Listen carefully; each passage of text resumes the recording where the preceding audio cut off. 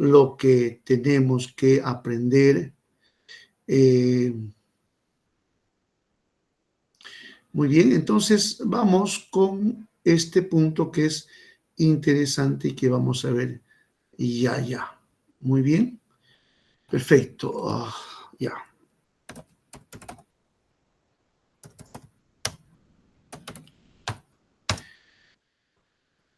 A ver, un segundito.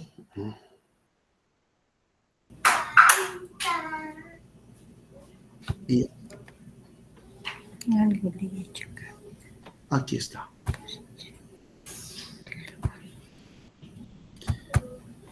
Comparto. ¿Qué se ha hecho ahora?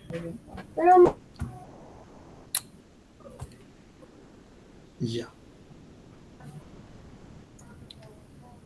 Hermana Isabel Valdión, está activo su micro.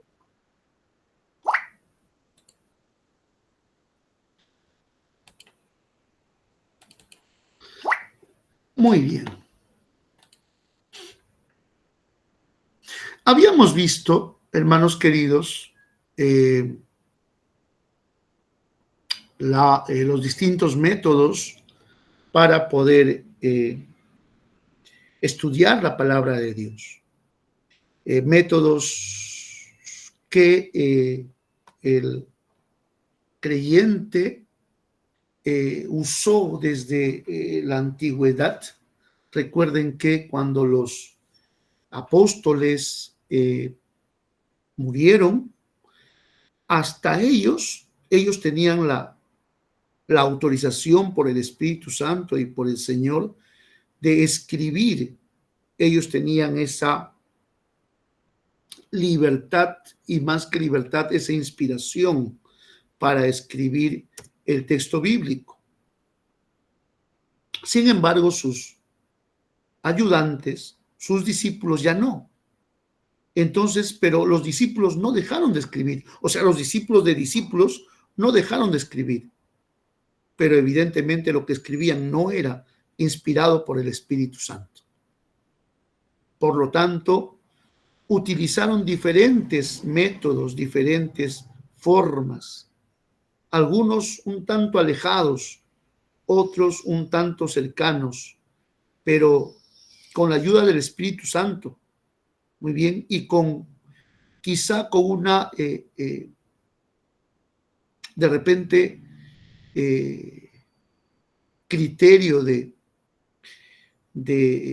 aprender constante, es que ellos fueron primero usando las herramientas filosóficas para defender la doctrina a causa de, primero, los herejes que estaban ya apareciendo. Recuerden que en el tiempo de Pablo ya estaban primero los judaizantes, luego aparecieron los gnósticos y luego aparecieron los herejes totales, pues, ¿no? Gente que decía que Cristo no era Dios, o gente que decía que Cristo no fue hombre, una aparición, una especie de fantasma.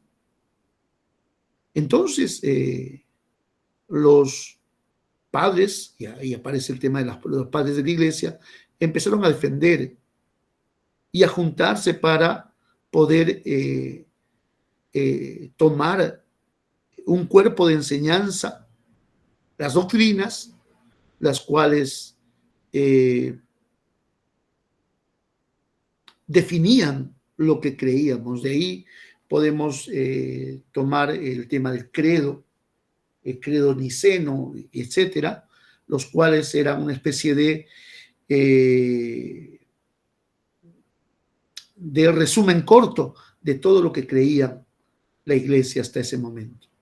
Pero luego, en el camino, la forma de interpretar la Biblia fue gradualmente avanzando de menos a más.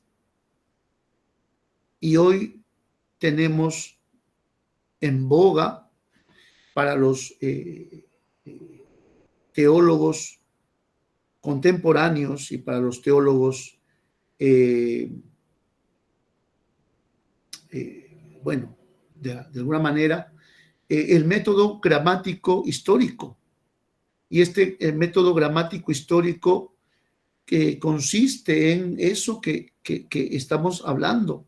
Primero, darle, llamado también método histórico gramatical, primero darle una vuelta por el tema contextual, por el contexto histórico, si es que se puede hallar muy bien en el contexto. Muchas veces el contexto explica lo que se está enseñando, pero hay que usar el contexto sí o sí.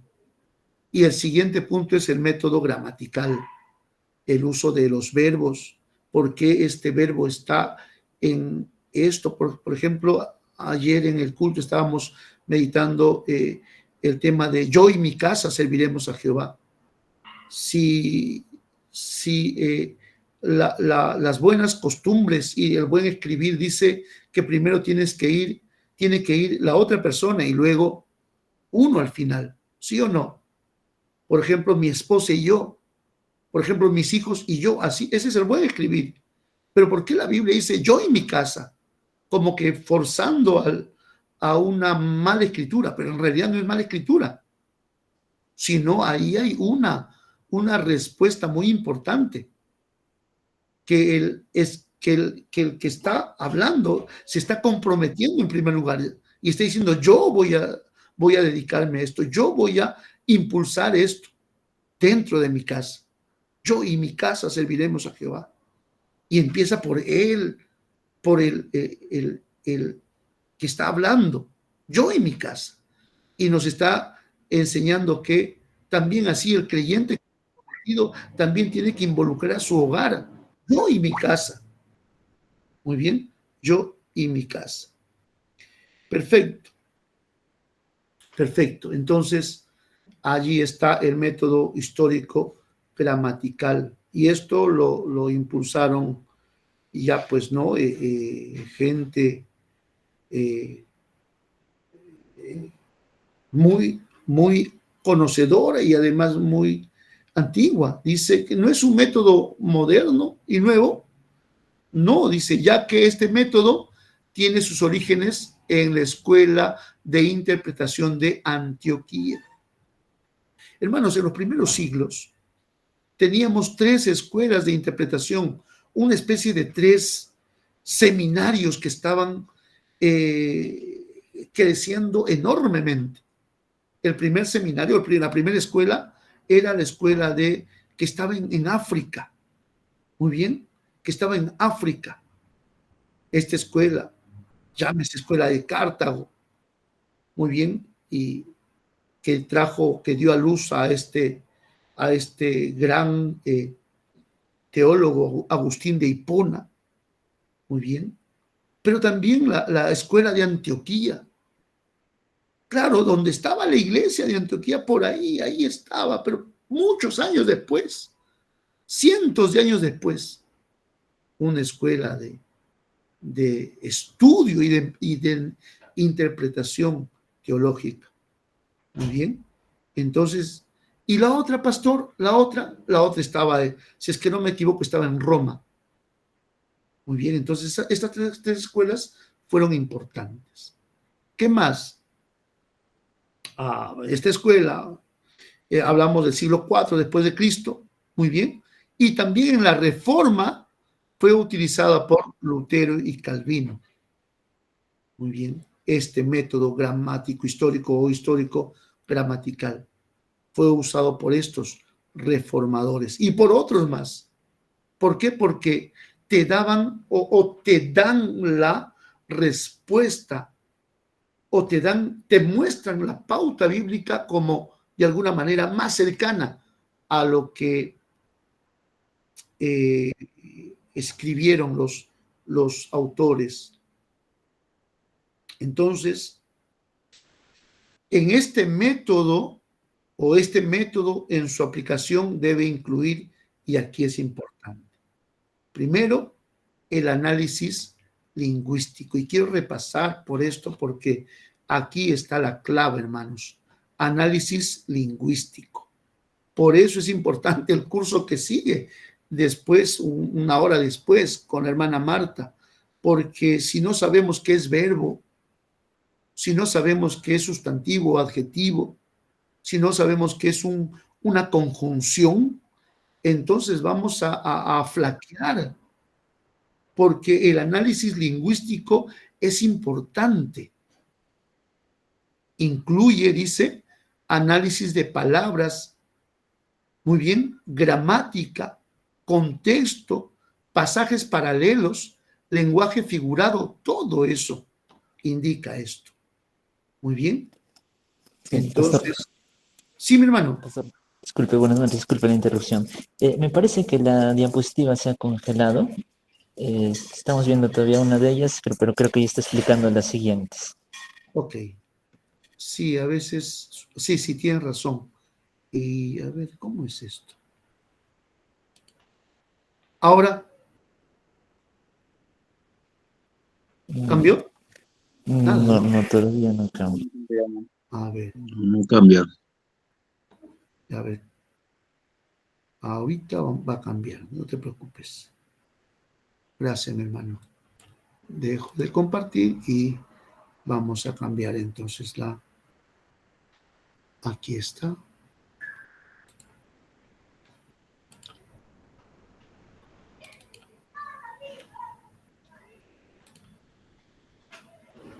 A ver.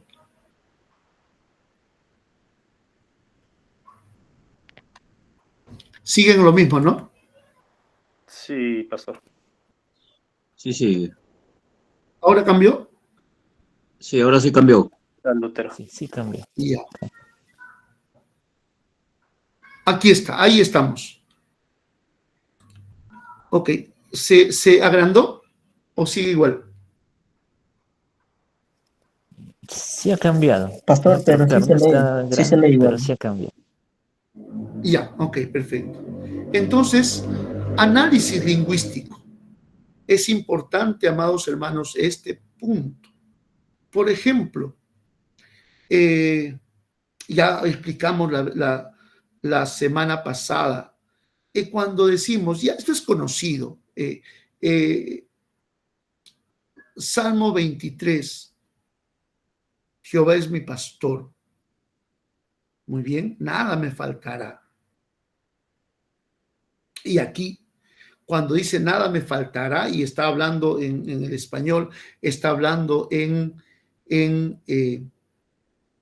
futuro, muy bien, pero si tú te vas al hebreo, por eso es importante también conocer el idioma, te vas a dar cuenta que es un presente continuo. ¿Cómo es eso, pastor? Presente continuo indica que nada te falta ahora, ni nada te va a faltar en el futuro. O sea, allí hay dos secuencias muy importantes. Muy bien. Nada te va a faltar ahora y nada te va a faltar mañana, pasado mañana y hasta el final de tus días. ¿Te das cuenta? Y ese análisis lingüístico tiene que ser escrito. Cuando Pablo dice despojaos, y ahí hay un verbo, ¿sí o no? Y ese verbo, ¿qué indica? Primero indica que es un verbo que no es pasivo, sino activo. Cuando es un verbo activo, indica que la acción debe darse uno mismo. Y cuando es pasivo, indica que la acción lo hace otro sobre ti.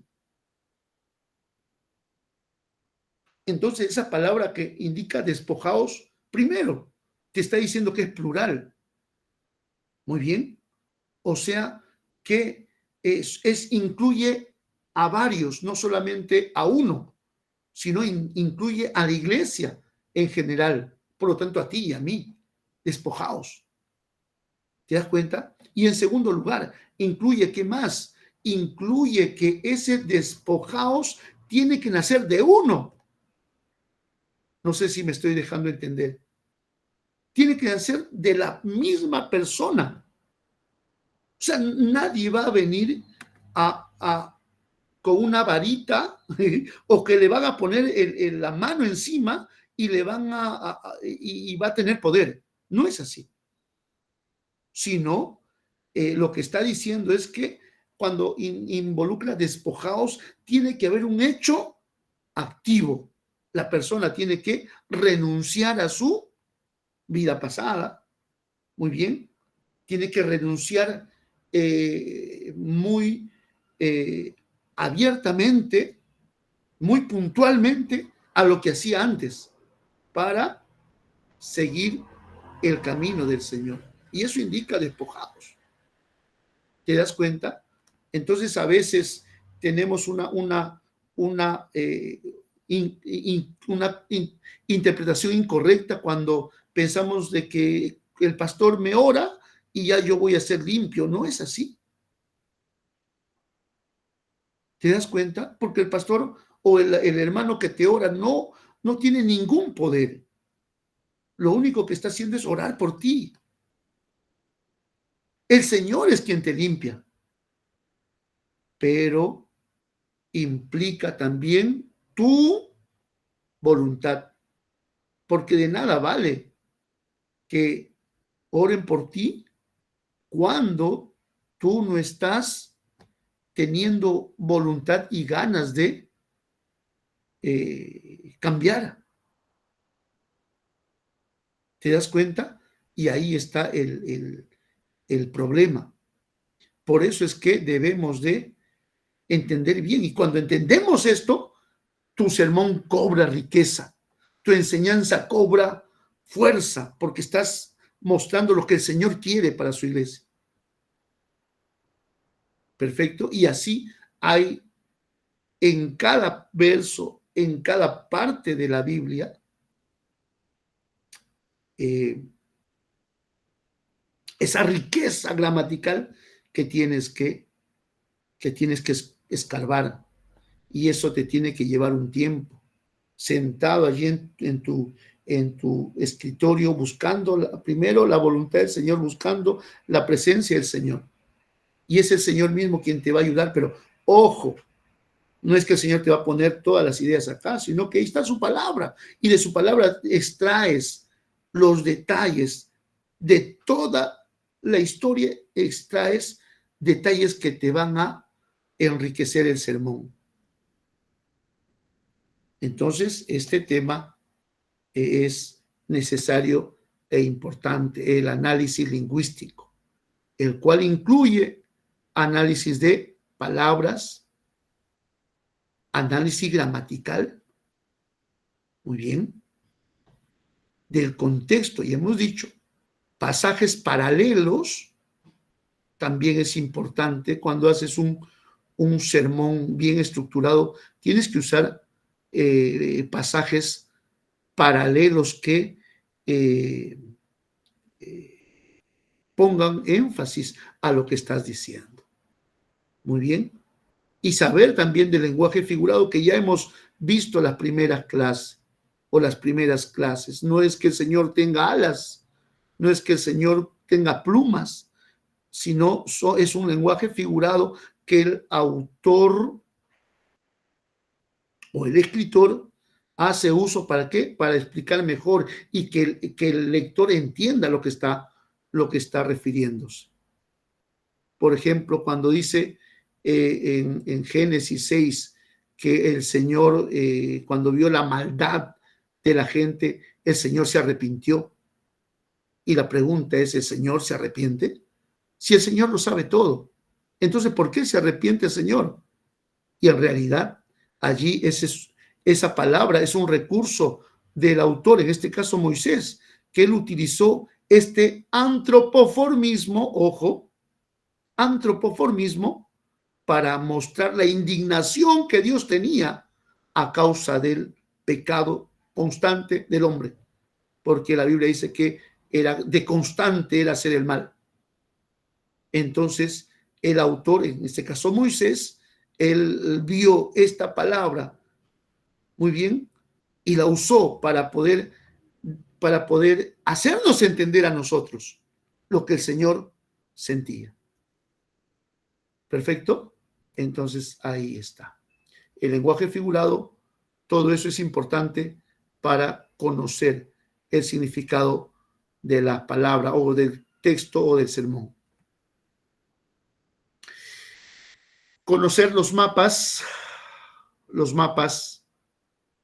muy bien, es importante. Es importante conocer dónde está Egipto, dónde está Babilonia, dónde está, ¿qué más? Gat, las zonas más importantes. ¿Dónde está Jericó? ¿Dónde está el mar Mediterráneo?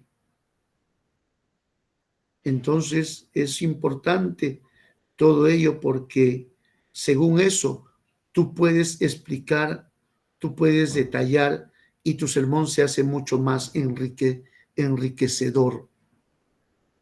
Y esto es importante. Muy bien. ¿Qué más?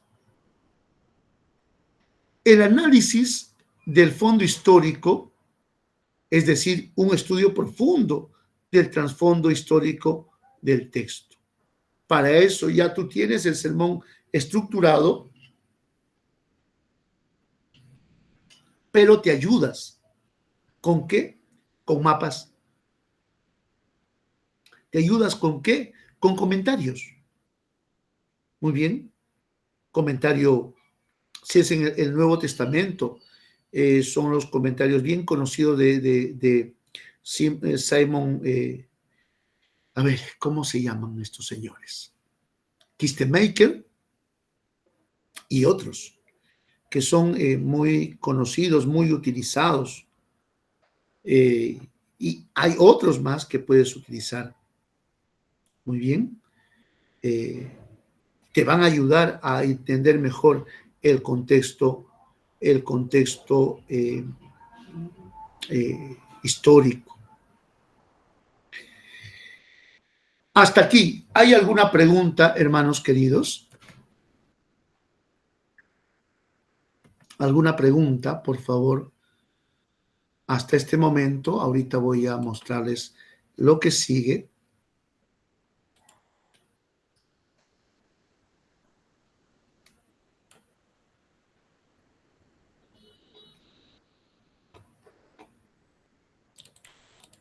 ¿Alguna pregunta? ¿Alguien tiene pregunta? Pregunten, hermanos. Este es el momento de preguntar.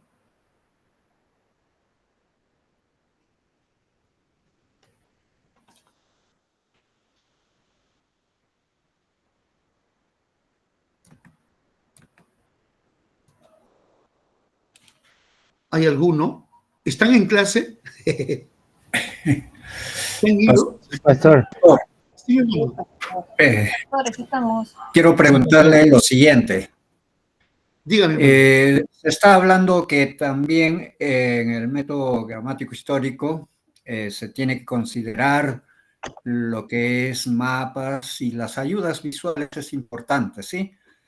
Pero también tenemos que hacer diferencia de épocas porque, fíjese, han pasado nada más 2000 años de Cristo Jesús con nosotros, ¿no? Y es necesario considerar también la parte cronológica, porque no es lo mismo las sociedades actuales como las anteriores, porque también era una vivencia distinta, ¿sí? No había la misma tecnología de ahora en esos años anteriores. Entonces, siempre es bueno también rescatar aspectos de la trascendencia histórica de esas épocas, ¿sí? Entonces, ¿es necesario o no considerar dentro de ello? Claro, mi hermano, totalmente de acuerdo con su comentario y es cierto. Es necesario poder saber el tema de, por ejemplo, quiénes ahora son, pues, ¿no? Por ejemplo, hablamos de Babilonia y Babilonia y Babilonia. Está bien Babilonia, excelente Babilonia, pero ¿qué hago yo con Babilonia cuando no ensarto lo que es Babilonia hoy? Cuando no sé dónde queda Babilonia.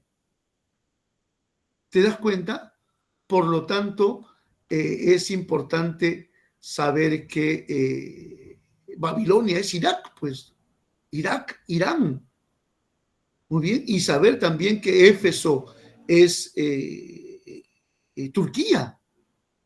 Y que las iglesias del Asia Menor, las 7 iglesias, son las iglesias de Turquía también.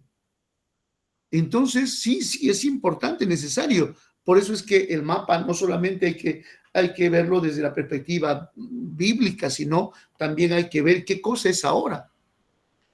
Muy bien, y por qué, hasta entender por qué no hay, o las iglesias que están en Turquía hacia el este son menos. ¿Por qué el evangelio que trabajó Pablo? Ahora hay pocas iglesias ahí. Y el tema es, se explica que en el siglo VII los árabes tomaron toda esa zona y hicieron zonas y divulgaron la religión musulmana. Y entonces es por eso que no hay, pues, no hay iglesias ahora de una manera como había en aquel tiempo. No sé si eso responde a tu pregunta, hermano. Sí, pero tiene razón. Está bien, ese es el punto que debemos saber, conocer y Pastor, buscar, buenas ¿no? Y noches. cotejar. Sí, mi hermano. Una consulta, pastor. Usted mencionaba acerca de la utilización de los comentarios aún para poder tener en este caso un buen argumento, ¿no? En cuanto a la realización por sí de un bosquejo. Pero muchas veces no sé si es adecuado el poder usar demasiado comentario, en este caso, o libros de referencia, ¿no? Para poder realizar un bosquejo y solamente darle un 20% a lo que es la palabra o la Biblia y tener las citas, se puede decir las citas directas, netamente en lo que es el libro, en este caso la Biblia. ¿Por qué le digo esto? Porque se ha visto muchas veces que un mensaje es utilizado con demasiado,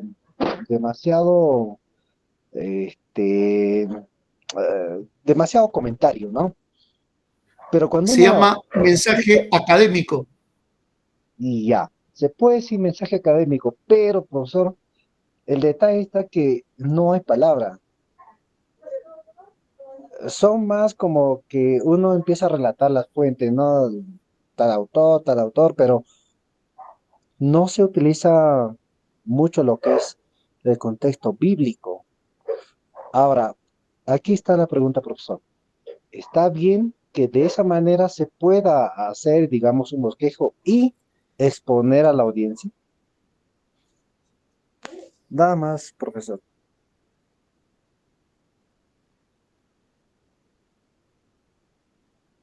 Ok, interesante, muy buena pregunta y paso a responder. Hay 2 pasos muy importantes, hermano querido. Primero, en el trabajo exegético, en el trabajo hermenéutico, primero, tienes que, cuando se estudia la palabra para exponerla, primero tienes que buscar, o tenemos que buscar lo que Dios nos habla a nosotros. Y ahí no tienes que usar ningún comentario ni nada por el estilo. Es la búsqueda o el encuentro entre tú y el Señor, tú y su palabra, o el predicador y la palabra del Señor. Ese es el encuentro íntimo, es el encuentro que te va a hablar el Señor a ti.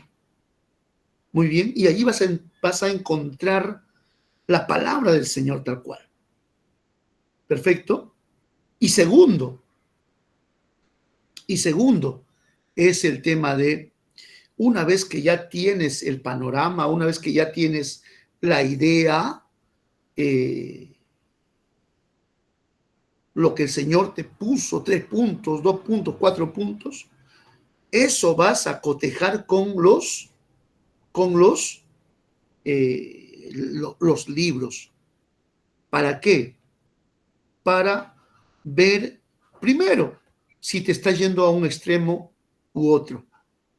Muy bien. Para cotejar si estás en la línea. Perfecto, porque normalmente lo que tú encuentras, muy bien, y el Señor te habló, vas al texto, al comentario y te das cuenta que está por ahí. Eso es lo que quiere el Señor. Entonces, ese es el segundo paso. Cotejas. Muy bien. Ahora, no es al revés. O sea, me dan el tema de, ya voy a exponer de tal tema. Ya la muerte y pasión de Cristo. Muy bien, y te vas de frente al comentario bíblico expositor, te vas al comentario bíblico John MacArthur y te bajas todos los comentarios. Muy bien. Y al final haces un sancochado de comentarios. Pero no hay palabra de Dios. Y ahí está, de repente, quizá el error. Muy bien. El otro error que podemos ver es el hecho de un pastor ya viejo me enseñó. No, y digo así, y lo digo textualmente, no prediques el 100% de lo que has hallado en tu quehacer intelectual o en tu quehacer teológico, por una razón, porque el auditorio, los hermanos que están escuchando no son teólogos. ¿Te das cuenta? Entonces, lo que vas a lograr si usas mucho lenguaje teológico, mucho lenguaje intelectual, vas a lograr que se duerman. ¿Te das cuenta? Y no vas a hacer el famoso clic entre el expositor y la audiencia. No va a haber eso. Sino va a ser una constante de información que ellos también pueden encontrarlo.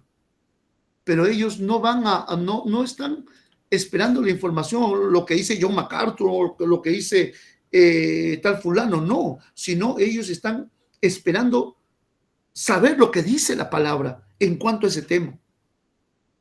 Por lo tanto, ahí viene tu trabajo de escudriñar la palabra y explicarlo. Muy bien, por eso este método es importante, histórico, gramatical, interesante. ¿Algún hermano que levantó la mano? Fueron como 4, uno de ellos. Pastor, sí, a lo que estabas acotando de cómo una persona debe de hacer un análisis histórico, un análisis profundo, es primeramente, yo creo, leyendo, ¿no? Primeramente la palabra en todo su esplendor, porque había un pastor que me decía, si tú quieres ser un buen analista, lo primero que tienes que aprender es primeramente conocer tu Biblia. Y conocer la Biblia es pues leer de una u otra manera y luego ya como dijiste, pues, ¿no? Después ya puedes ir a los comentaristas y para que te ayudes mejor es ver las otras versiones de las diferentes Biblias, ¿no? Como Dios habla hoy, el lenguaje actual, y hay muchas cosas, ¿no? Y a través de esa forma una persona puede interactuar mucho lo que es en la palabra del Señor. Pero antes de todo esos análisis que uno puede hacer, lo primordial es primeramente la oración, porque sin la oración no puede ser guiado.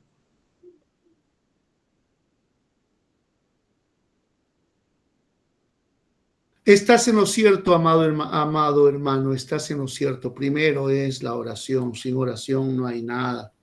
Por eso es importante que el estudio de la palabra te muestre, pues, ¿no? Primero, antes de acudir a la palabra, orar al Señor y que Él te ayude con todo esto que está, que te va a dar, ¿no? Es importante eso, importante. Ahora, hace un tiempo me invitaron a dar un taller en el seminario de los hermanos nazarenos, muy bien, de la iglesia nazareno. Me invitaron a llevar una exposición acerca del exégesis. Yo estaba recién salido del seminario del CEL y voy a dar la exposición. Explico las pautas, los pasos, paso 1, paso 2, paso 3, paso 4.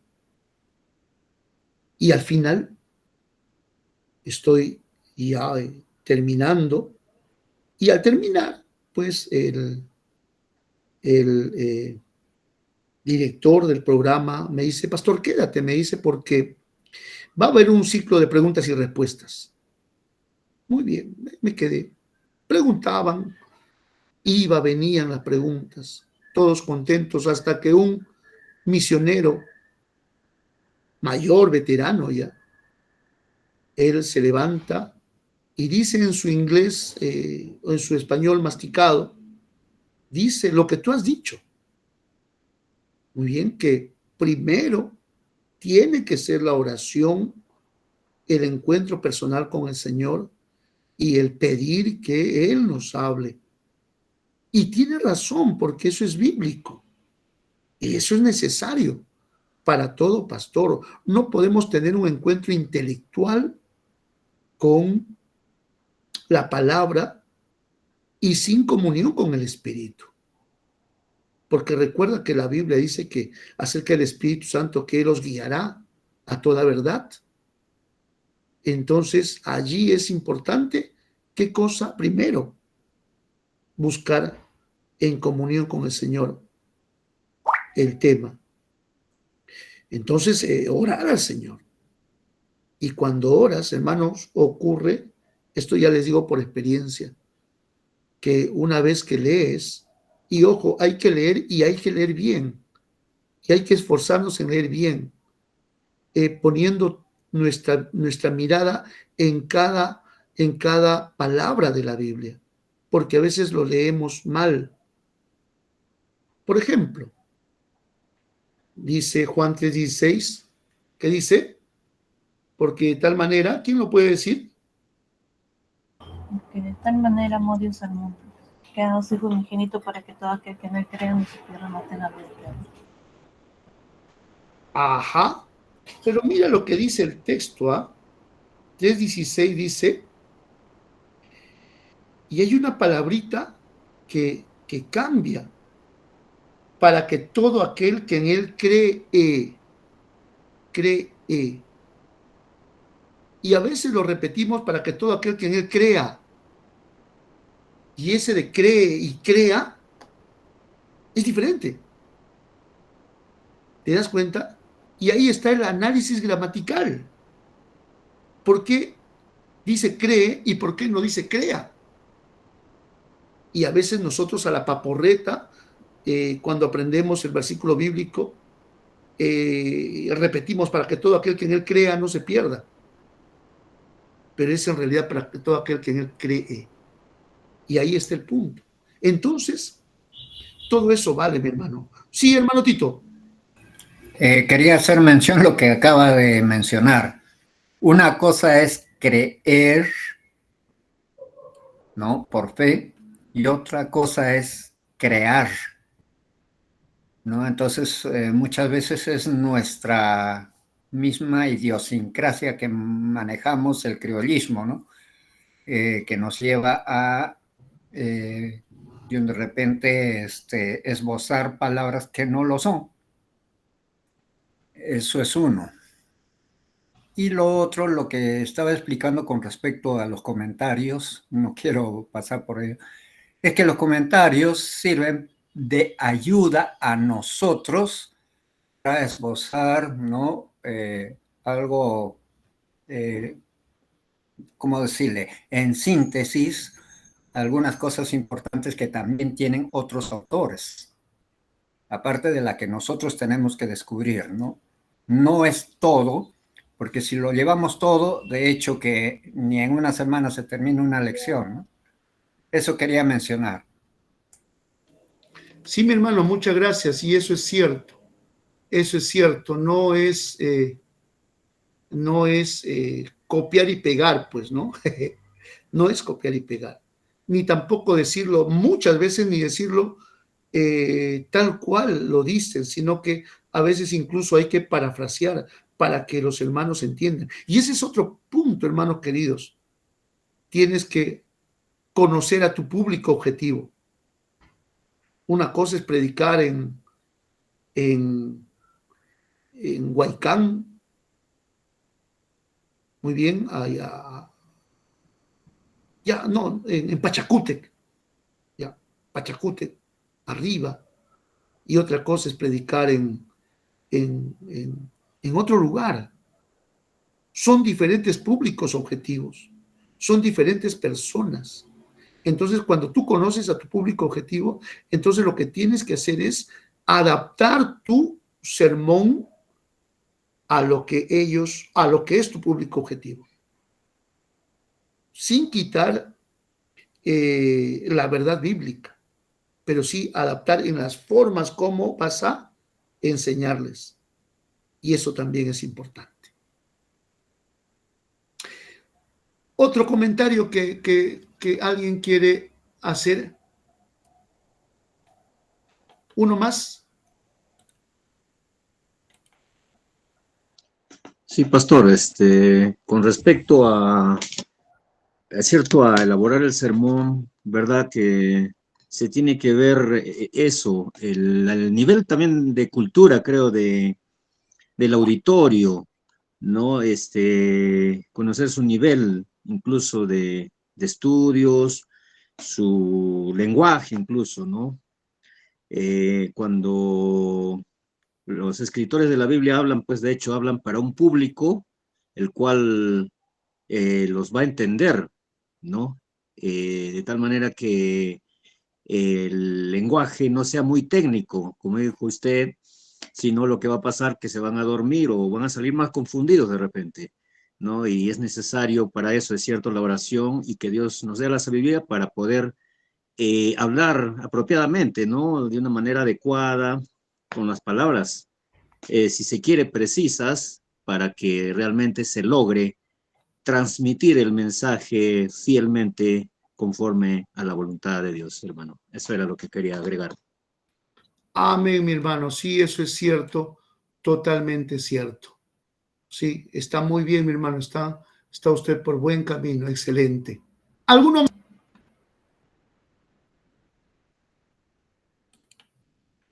Uno más. Como dice, uno más y me voy. Uno más. Pastor, buenas noches. Adelante, hermano.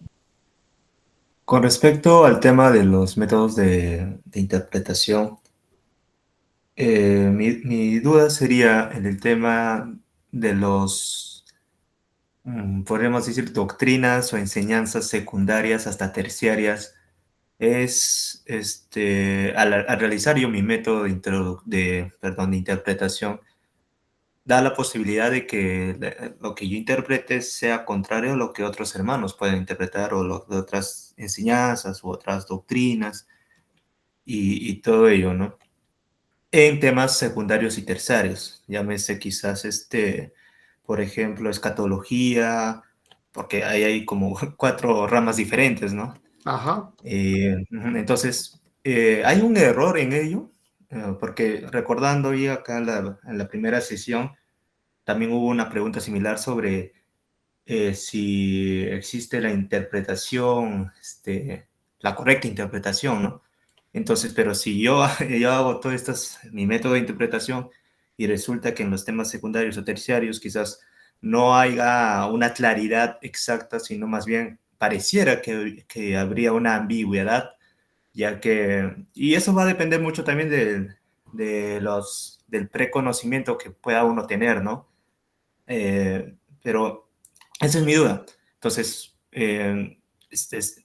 ¿por qué pasa eso? ¿Debería cerrarme con lo que yo interpreto? ¿Debería ser abierto a aceptarlo? ¿O simplemente entender que al ser secundario o terciario es normal que pase ello, ¿no?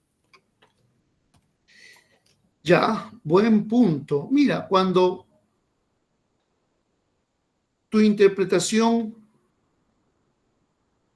cumple los requisitos, cumple los pasos, a ver, un ratito, ¿dónde estoy? Aquí estoy buscando aquí está. Ya. Cuando cumple los requisitos, las formas como lo has hecho y lo haces bien, incluso allí uno puede tener cierto margen de error, pero ojo, pero estás caminando por buen camino. Muy bien, no te apartas de la doctrina, porque estás ciñéndote a la palabra del Señor. Estás sacando la explicación de la palabra del Señor. Ahora, tienes una buena pista, un buen marco, que es el contexto. Hermano querido, por eso es que hay que dominar el tema del contexto para no sacarle, valga la redundancia, del contexto y explicar cosas que no son. Allí viene el error. Por eso es que este método histórico gramatical es muy certero en cuanto a ello. Muy bien. Entonces, usted no tenga la menor idea de que cuando usted usa el método histórico gramatical, muy bien, hace su labor, su estudio, su preparación, y luego lo que se ha preparado primero, ha pedido al Señor que le hable. Segundo, ha ido al texto bíblico y ya extrajo la enseñanza, y luego chequea el parámetro de los comentaristas. Y ahí se va a dar cuenta si en algo se ha apartado o está complementando lo que los comentaristas dicen. Entonces, si está en la línea de los comentaristas, entonces usted está bien. ¿Se da cuenta? Usted está caminando bien. Porque incluso los comentaristas no solamente trabajan con el español, o en todo caso con el inglés, sino se van hasta el hebreo y el griego. Y entonces, según eso, ellos sacan la conclusión que usted también va a llegar. Entonces, pierda cuidado, mi hermano. Pierda cuidado. Ahora, el único detalle está en que usted tiene que buscar buenos referentes, pues, que vayan de acuerdo a la doctrina, que vayan de acuerdo a lo que la IEP es. ¿Se da cuenta? Si usted está leyendo o tiene, tiene libros de cabecera, los cuales son de las asambleas de Dios, o son de los neopentecostales o los neocarismáticos, hermano, usted va a terminar predicando como Dante Gebel y como Cash Luna. ¿Se da cuenta? ¿Por qué? Porque eso es teología neocarismática, cosa que no es la teología, la doctrina sana. ¿Me dejo entender? Y ahí está el punto. Entonces, ¿qué es lo que tiene que hacer? Buscar simplemente el texto bíblico, y con ayuda del Espíritu Santo el Señor le va a hablar. Muy bien, y poco a poco estas herramientas que se les están entregando les va a servir. Es como que usted antes buscaba o quería sembrar con una cuchara, pues, ¿no? Quería sembrar toda una hectárea de maíz, y no puede con una cuchara avanzar. pero ahora va a tener ya con la exégesis y la hermenéutica, va a tener un tractor que le va a ayudar a producir mejor y a trabajar mejor. Por eso es importante. Y gloria a Dios porque aquí en el seminario han puesto a la hermenéutica como uno de los primeros cursos a dictar. Gloria a Dios por eso. Porque realmente hermenéutica se lleva recién al tercer año. Pero ahí está porque está la necesidad urgente de enseñar bien el texto bíblico. Perfecto. No sé si eso responde a tu pregunta, mi hermano. Sí, pastor, ayuda mucho a dar la claridad. Entonces, el margen que seguiría sería las doctrinas establecidas dentro de la IEP, las 9, si no me equivoco. Así es, mi hermano. Ajá.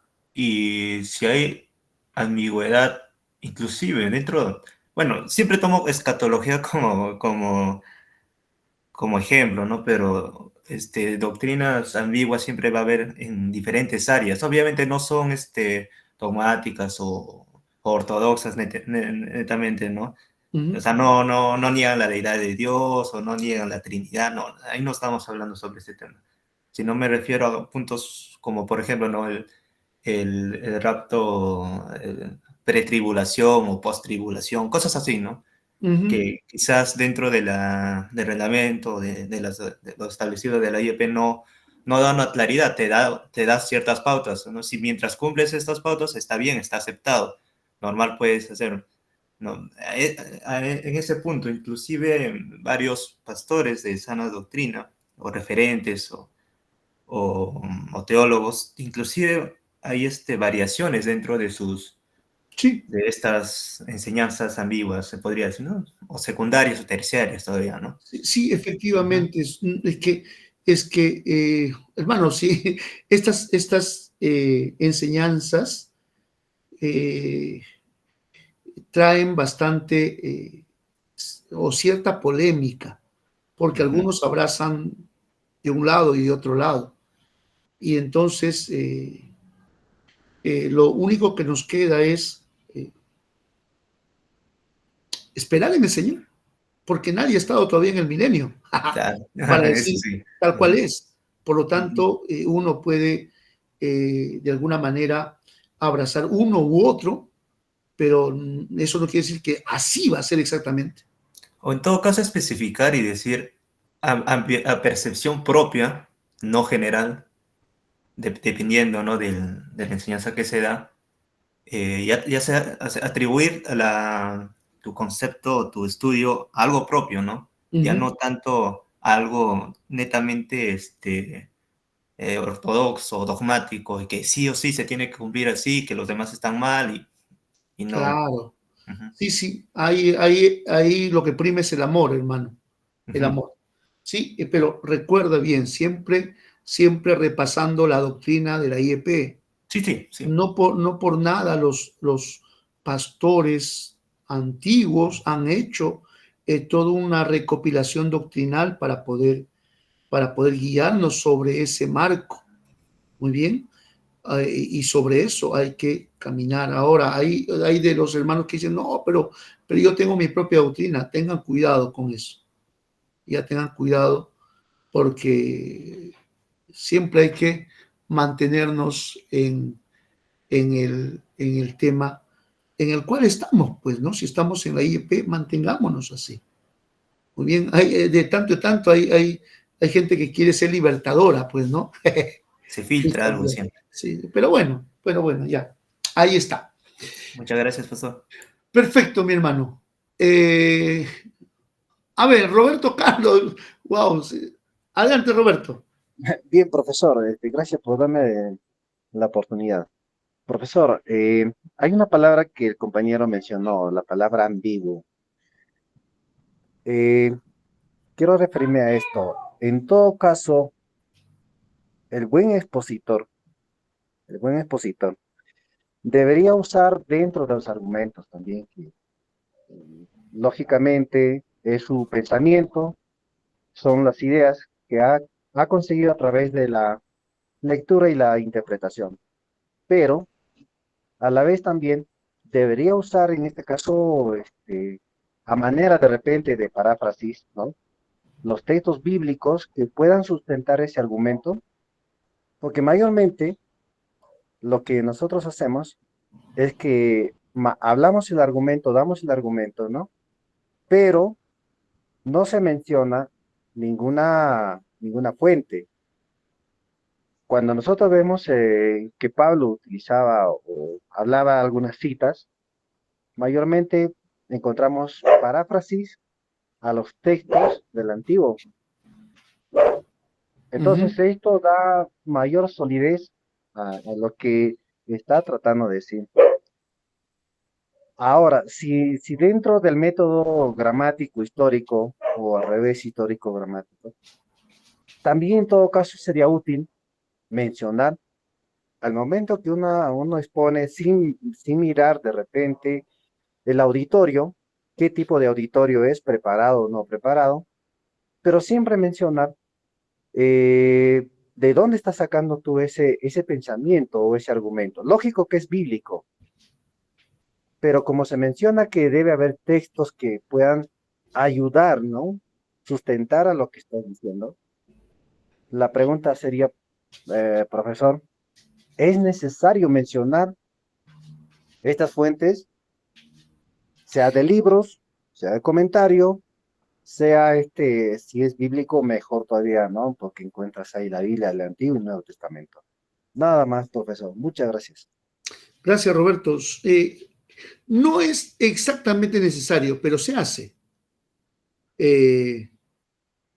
Los grandes expositores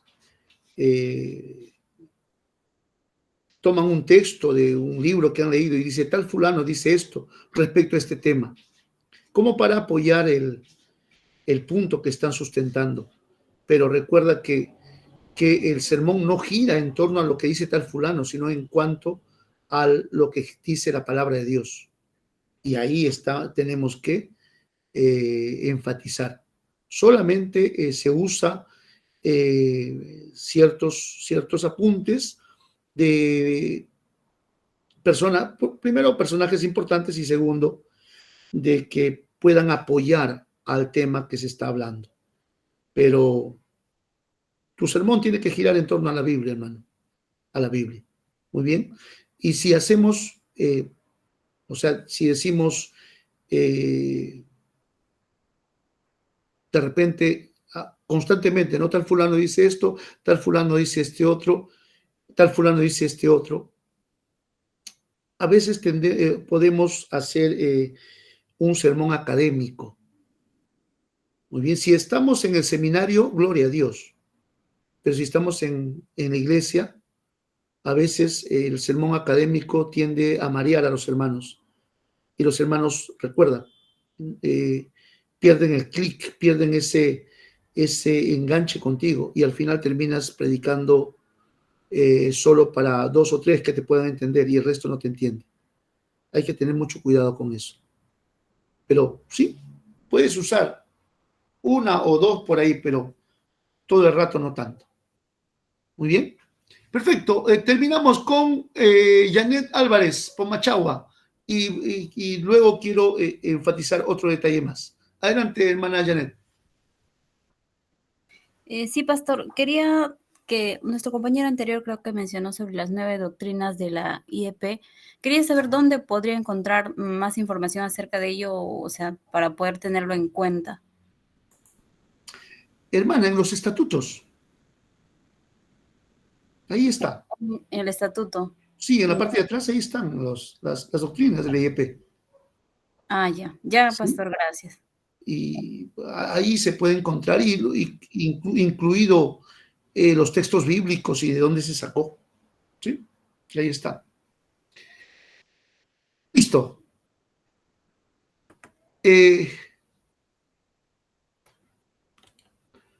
Tenemos, y voy a compartir este material.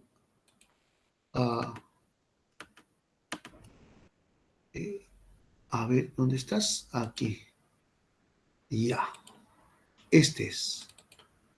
Ahora hacemos un giro porque a partir de la otra clase vamos a ya avanzar mucho más con este punto que queda, que es los géneros literarios, tanto en el Antiguo y Nuevo Testamento.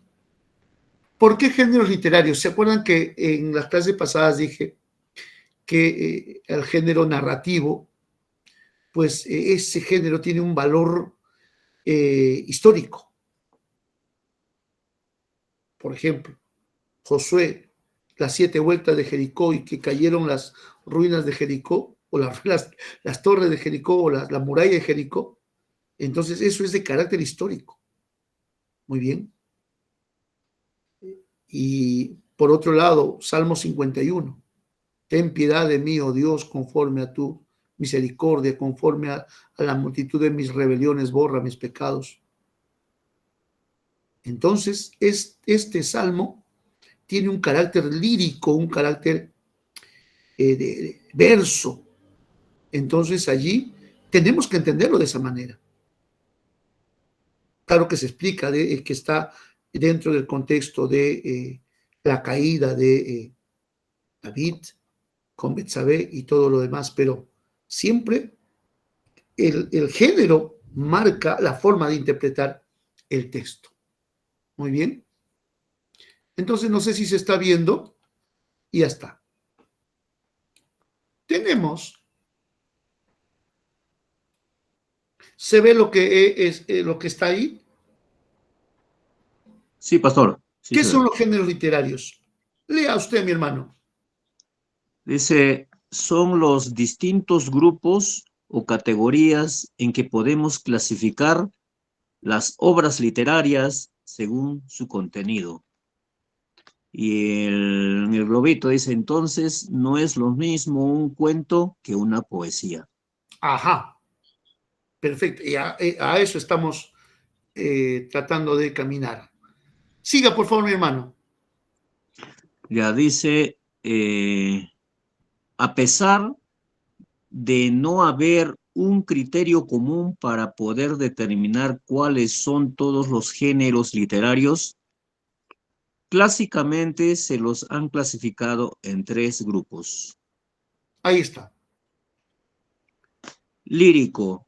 El autor expresa todos sus sentimientos y emociones en base a un objeto de su admiración, entre paréntesis, objeto que le inspira. Se cantaba y se acompañaba por un instrumento llamado lira.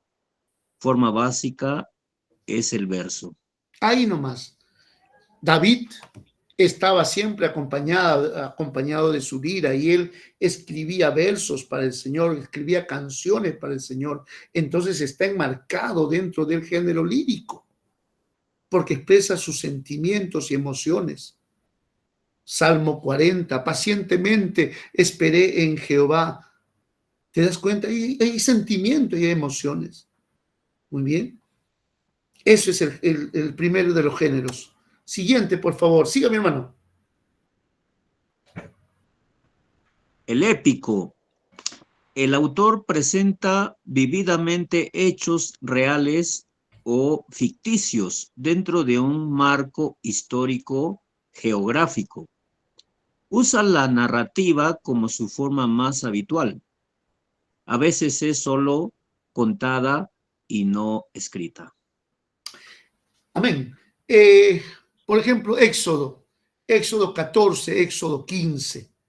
El contexto es el relato de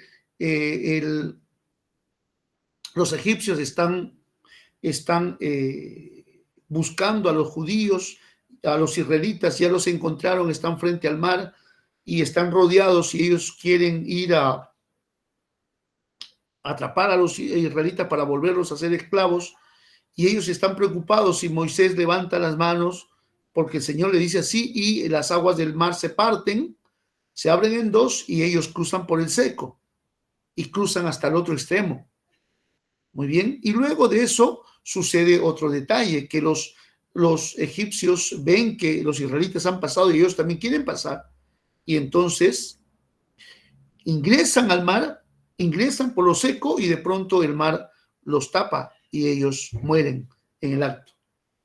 Miren, eso lo que les he narrado es el género épico.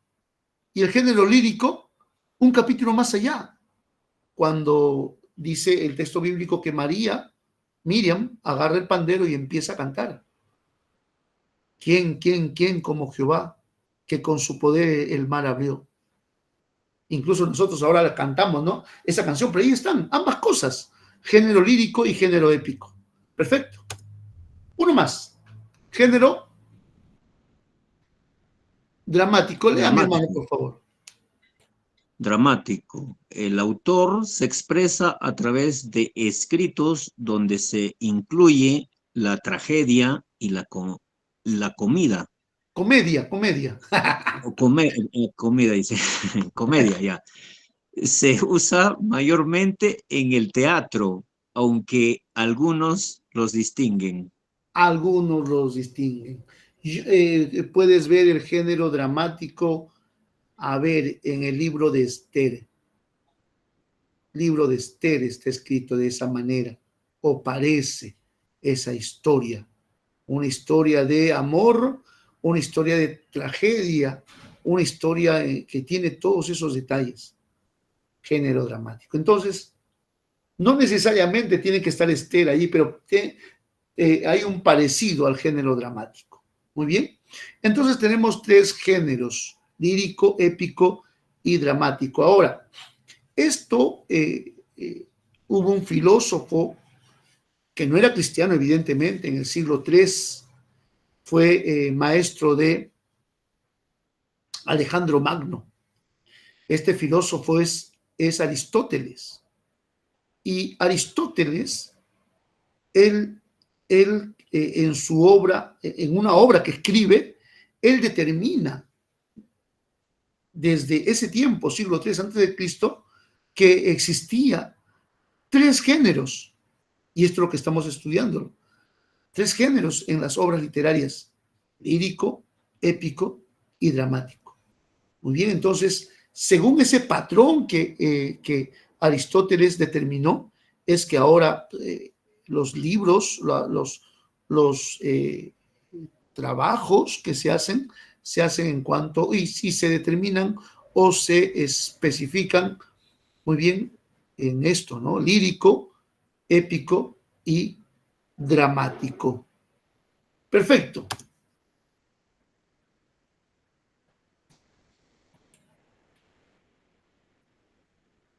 Ahí está. Lírico, expresa sentimientos. Narrativo, cuenta historias. Y dramático es el teatro donde los personajes hablan. Muy bien, y allí podemos ver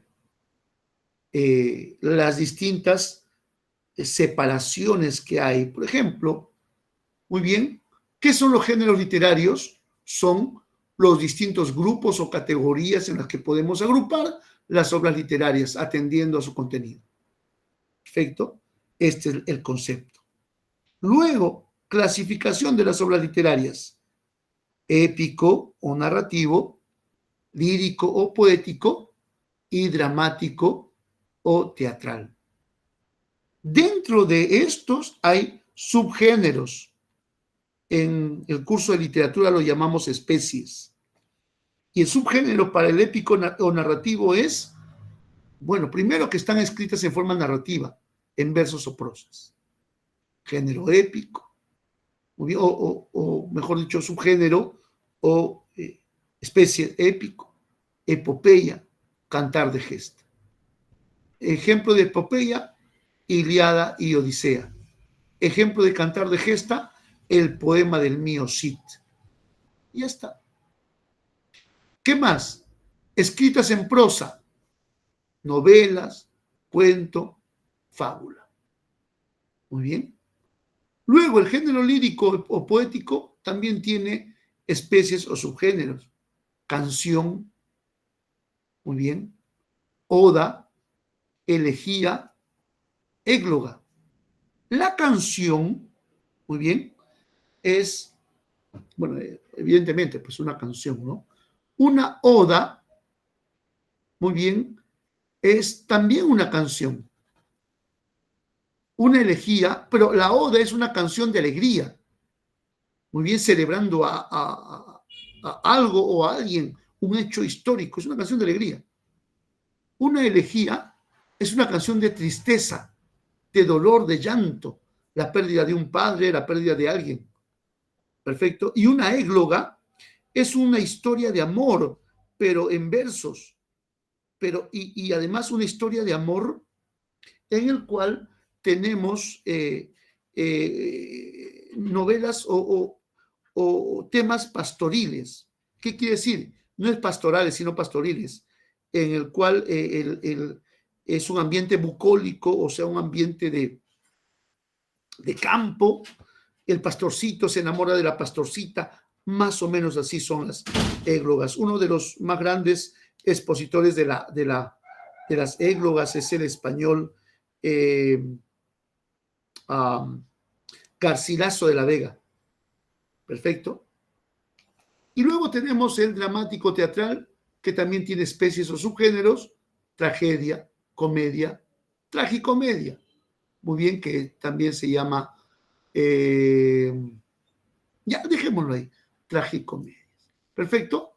Y hasta ahí vamos avanzando, porque ya tenemos que terminar. La próxima semana repasamos esto y continuamos con los puntos que quedan por definir. Entonces, repito lo que vamos a hacer esta semana.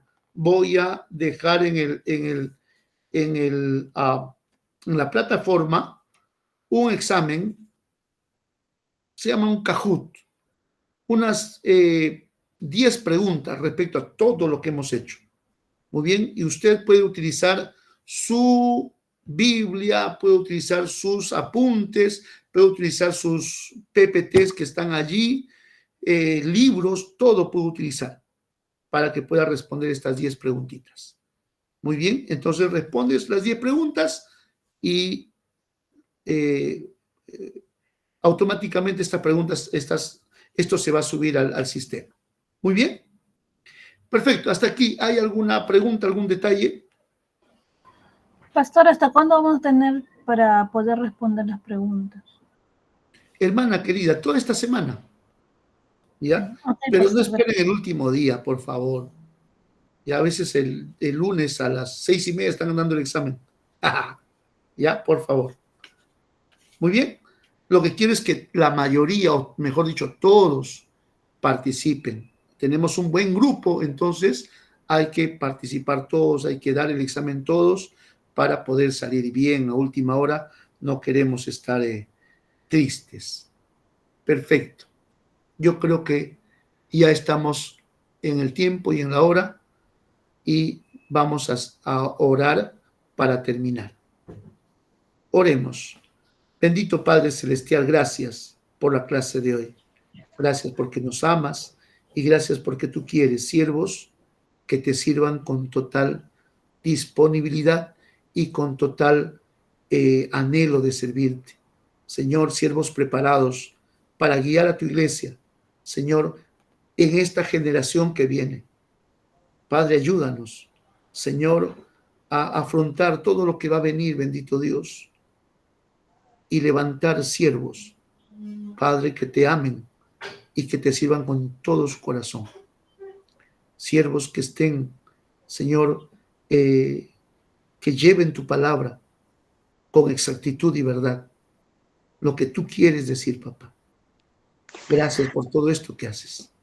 En el nombre de Jesús, amén.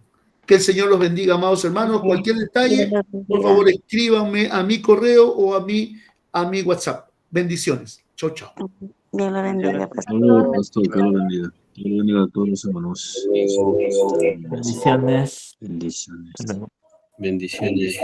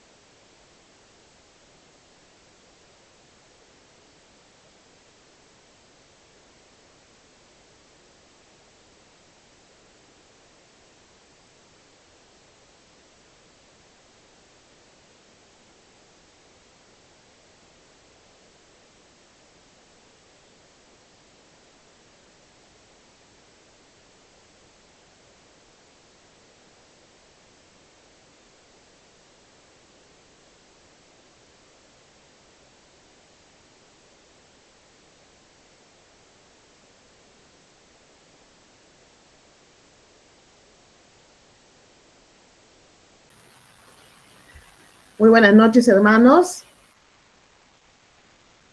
Buenas Buenas noches, noches. hermanos. ¿Cómo están? Noches, hermana. Muy bien, creo que el hermano... Buenas noches, hermana. Buenas noches, hermanos. ¿Cómo están? Hermano Natán, de repente cerrar la grabación, porque sigue grabando todavía y voy a salir ahí en el video del Pastor Daniel.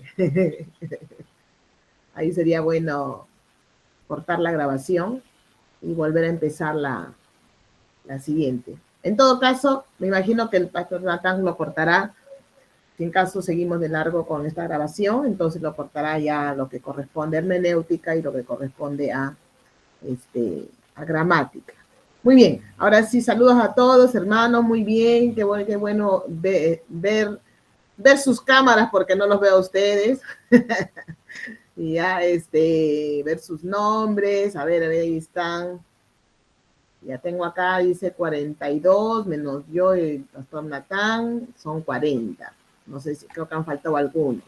Ya mi hermano Agner, mi hermano Abraham, mi hermano Alberto, mi hermana Aldair, Belén, Carmen, Cecilia, Cristian, Cristian Quirós, Daniel, Efraín Guamán, Elizabeth Ortiz, Enrique Jaramillo, Gabriela Memensa, Gloria Sotelo, Gregoria Cóndor, Gisela Marvet, Isabel Salomé, Yanet Yanina Vera, Jersey Agüero, Janet Álvarez, Zúñiga, Jorge Turpo, José Luis Cayupe, Judith Quispe, Karen Denise, Lisbeth Dorcas Agüero, Luis Aguilar, Luis Rojas, Roberto Carlos, Rosa Huacachi, Samuel Cerda, Sara Balbín, Sara Núñez, Sonia Farfán, Tiago Cruz, Tito Núñez, Víctor Galarza, Wilber Cristian y Jason Ulises Pandura. Ahora sí va a respirar. Buenas noches, hermanos. Y acá les estoy leyendo, no se preocupen. Muy bien, qué bueno que están aquí para seguir aprendiendo este curso tan interesante, que les va a ayudar mucho para todo lo que ustedes ya están estudiando, para que puedan hacer un correcto análisis de la palabra de Dios y puedan también preparar un poquito mejor sus sermones. Parece mentira cuando uno aprende estos temas de gramática, hermenéutica, exégesis, estos cursos, estas herramientas nos ayudan mucho para poder mejorar hasta para preparar las enseñanzas bíblicas, ¿se dan cuenta? Entonces, como que nuestros ojos se van afinando. Cuando yo asesoro tesina, por ejemplo, al toque me doy cuenta de ciertos detalles, los alumnos me dicen, ¿cómo se da cuenta? Ya, pues con los años, ya los ojos se afinan, se vuelven como ojos biónicos, ¿no? Que te das cuenta al toque, como un rayos X, que te permite poder ver rápidamente, de repente algún error gramatical o de repente un error de redacción